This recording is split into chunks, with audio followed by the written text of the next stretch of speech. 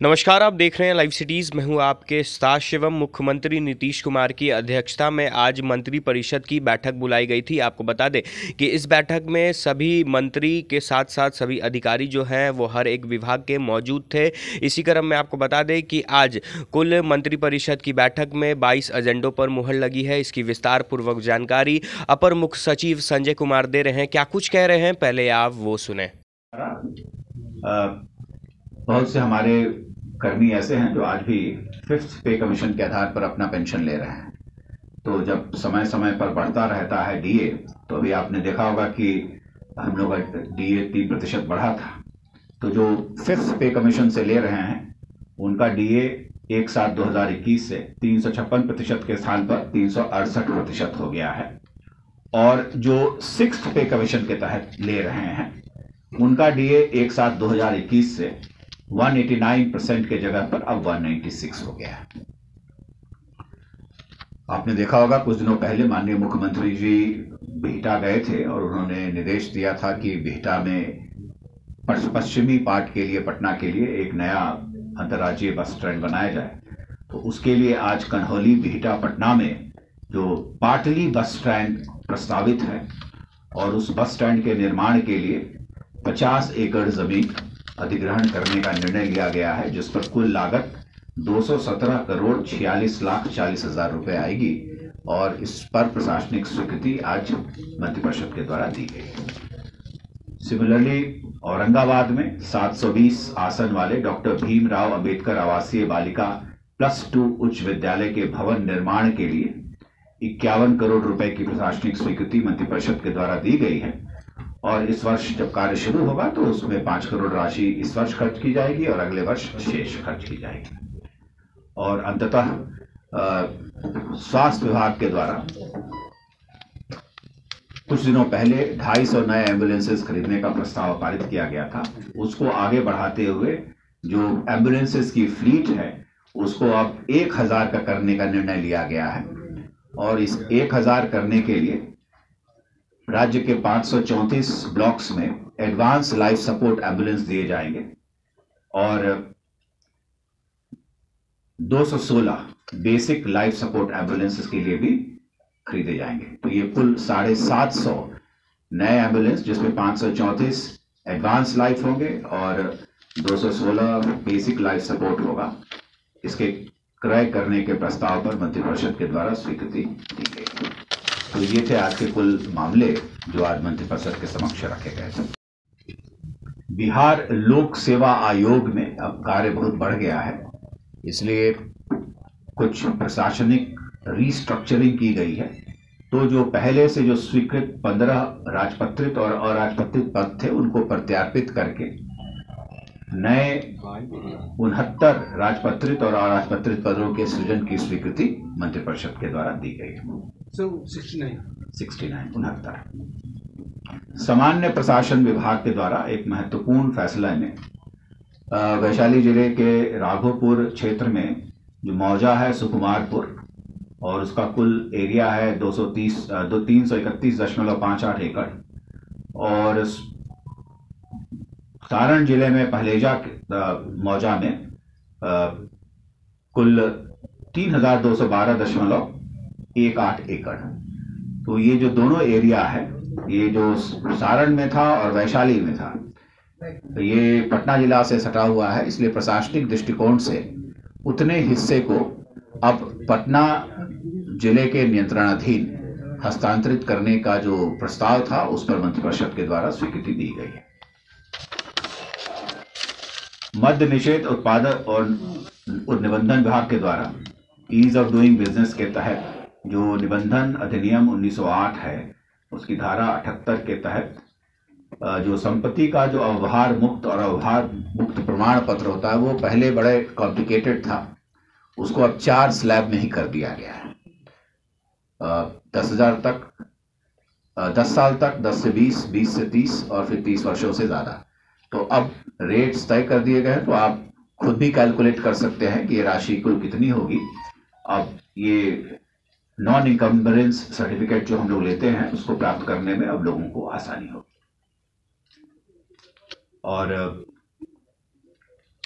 राजकीय अभियंत्रण महाविद्यालय, राजकीय पॉलिटेक्निक और महिला पॉलिटेक्निक में उनके जो आशुलिपिक जो नियुक्त किए जाते हैं उनके लिए विज्ञान एवं प्रौद्योगिकी क्षेत्रीय आशुलिपिक संवर्ग नियमावली 2021 पर आज मंत्रिपरिषद ने अपनी स्वीकृति दी है।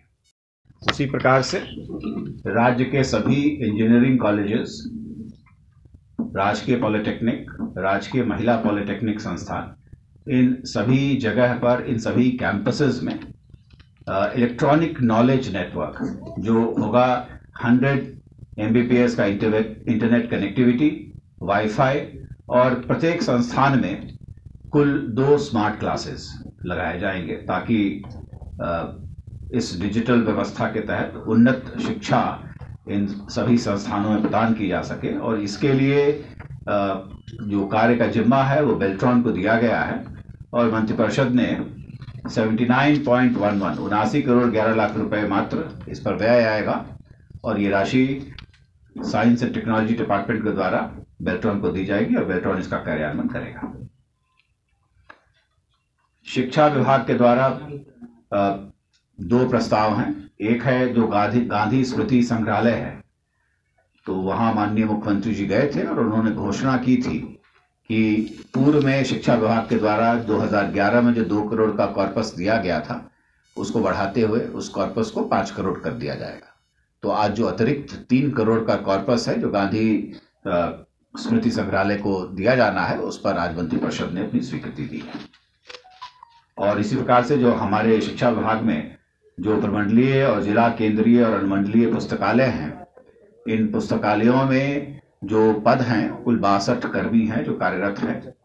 उनको अब तक हम लोग जो मानदेय देते थे वो 6th पे कमीशन का जो मूल प्रारंभिक होता है उसके आधार पर देते थे, लेकिन अब चूंकि 7th वेतन आयोग की जो सिफारिशें हैं उसको भी मान ली गई हैं, तो उसको अब 7th पे कमीशन का जो मूल प्रारंभिक है उसके आधार पर वृद्धि कर दी गई है।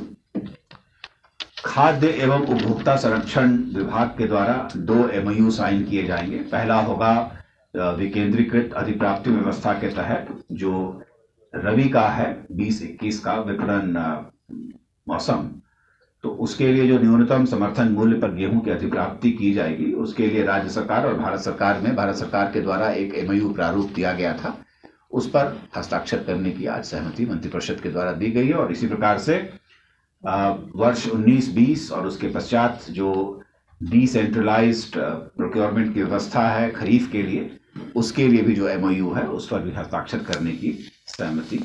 मोहम्मद अशरफ जमाल अधीक्षक हुआ करते थे एक्साइज में सहरसा में, और इनके द्वारा रेड के बाद कतिपय गलत सूचनाओं का आकलन किया गया और मदद किया जा रहा था, तो इनके ऊपर आरोप गठित करके विधिवत डिपार्टमेंटल प्रोसीडिंग विभागीय कार्यवाही चलाई गई और विभागीय कार्यवाही चलाए जाने के पश्चात उनको सेवा से बर्खास्त करने का निर्णय आज मंत्रिपरिषद के द्वारा लिया गया है। इसी प्रकार से आपको याद होगा कि कुछ दिनों पहले डीजल और पेट्रोल के वैट के दर में राज्य सरकार ने कमी की थी, तो वो मंत्रिपरिषद की प्रत्याशा में की गई थी और आज मंत्रिपरिषद ने उसके ऊपर अपनी घटनोत्कृष्ट स्वीकृति प्रदान की है। विज्ञान एवं प्रौद्योगिकी विभाग जो मुजफ्फरपुर इंस्टीट्यूट ऑफ टेक्नोलॉजी है, वहां पर बी फार्मा की पढ़ाई होती है और बी फार्मा की पढ़ाई करने के लिए जो फार्मेसी काउंसिल ऑफ इंडिया है उसके द्वारा जो निर्धारित नॉर्म्स है, उस नॉर्म्स को फॉलो करने के लिए 20 पदों का सृजन वहां पर किया गया है। उस 20 पदों में से 12 शैक्षणिक पद हैं, प्राध्यापक के 4, सह प्राध्यापक के 3 और सहायक प्राध्यापक के 5, और 8 गैर शैक्षणिक पद हैं, लैब टेक्नीशियन के 5 और तकनीकी सहायक के 3। तो कुल 20 पदों का सृजन के प्रस्ताव पर मंत्रिपरिषद ने अपनी मुहर लगाई है। इसी प्रकार से अभी Bihar state technical university, Bihar अभियंत्रण विश्वविद्यालय का गठन किया गया है और इस विश्वविद्यालय के गठनोपरांत उसके संचालन हेतु कुल 32 पदों के सृजन के प्रस्ताव पर आज मंत्रिपरिषद ने अपनी मुहर लगाई है। और उसी डिपार्टमेंट के तहत जो हमारे डिफरेंट इंजीनियरिंग कॉलेजेस हैं, पॉलिटेक्निक्स हैं, महिला पॉलिटेक्निक्स हैं, उसमें अतिथि सहायक प्राध्यापक और अतिथि व्याख्याता और जो अतिथि तकनीकी सहायक हैं, उनके पद पर जो कार्य कर रहे हैं उनके मानदेय में वृद्धि की गई है। और मानदेय अब व्याख्याता का और अतिथि सहायक प्राध्यापक का 50,000 है और अतिथि तकनीकी सहायक और कर्मशाला अनुदेशक का 25,000 रुपये महीना है। 22 है ना। आज कुल 22 मामले जो गैर विधायी थे वो मंत्रिपरिषद के समक्ष रखे गए थे, जिस पर विचार करते हुए मंत्रिपरिषद के द्वारा स्वीकृति दी गई।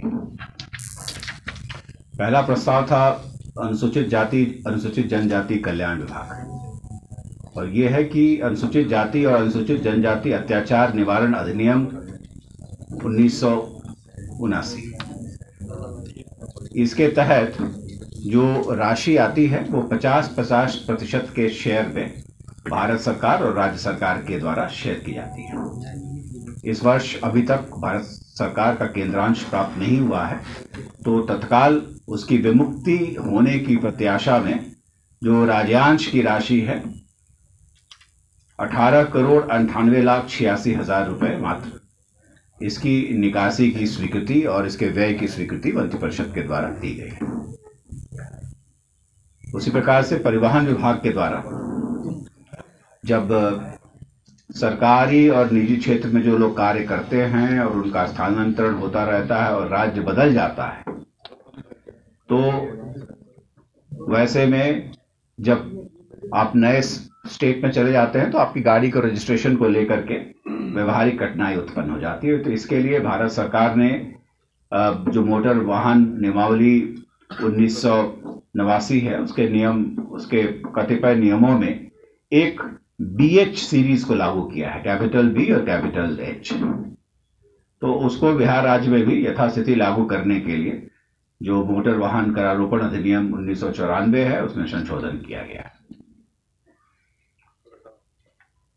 जो पर्यावरण, वन एवं जलवायु परिवर्तन विभाग के अंतर्गत जो बिहार राज्य जैव विविधता परिषद है, इसकी जो अवधि होती है वो जो पंचायती राज संस्थाएं होती हैं उसके समकक्ष होती हैं, को टर्मिनस होता है। तो आपको याद होगा कि कुछ एक माह पहले परामर्शी समिति बनाई गई थी, तो इसको परामर्शी समिति के साथ भी को टर्मिनस करने की आवश्यकता थी और उसी का प्रस्ताव आज मंत्रिपरिषद के समक्ष लाया गया था, जिस पर मंत्रिपरिषद के द्वारा स्वीकृति दी। तो आपने साफ तौर पे सुना, आज मंत्रिपरिषद की बैठक में कुल 22 एजेंडों पर मुहर लगी, जिसमें अलग अलग विभागों पर जो चर्चा होनी थी वो हुई है मंत्रिपरिषद की बैठक में। ऐसे में अपर मुख्य सचिव संजय कुमार ने जानकारी दी है कि 22 एजेंडों पर मुहर लगी है, जिसमें कई अहम मुद्दे शामिल हैं। बहरहाल आप बने रहे हमारे साथ। अगर आपने हमारे चैनल को सब्सक्राइब नहीं किया है तो जल्द से जल्द सब्सक्राइब कर ले। धन्यवाद।